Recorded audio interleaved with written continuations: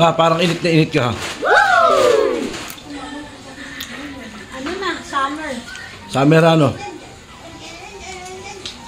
Eh di, kadalasan pag summer eh, tagtuyot. Ano, tatawa ka. Tagtuyot kasi mainit. Mainit. Darang nga doon, ano, yung mga lupa ay nabibitak. Ano?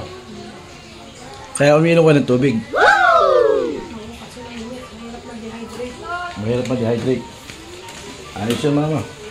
Eh, guluhin mo naman yung tinitiglot ko.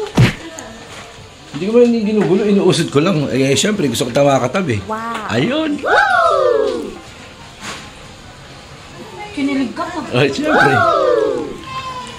Ayun, umiiyak. Sino? Hindi. Tinan mo po inang ko. Wow. Ayan po. May ano pa. Maghahayuma ata. Maghahayuma?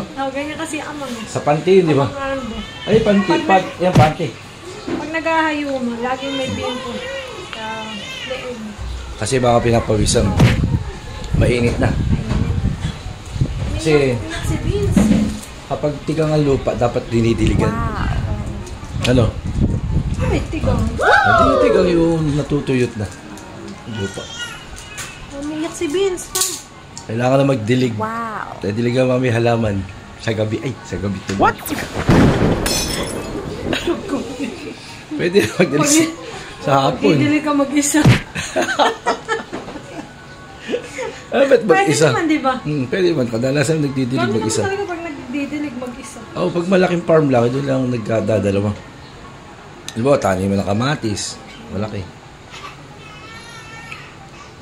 Ay, umiyak na yung bunso namin. Sige. Ayun, diligan ko na yung bunso. Ano? Patang. Ano? Bakit? Ay, mga umiyak ba? Oo. Pangmuhat mo. Parang init-init ka na, madam.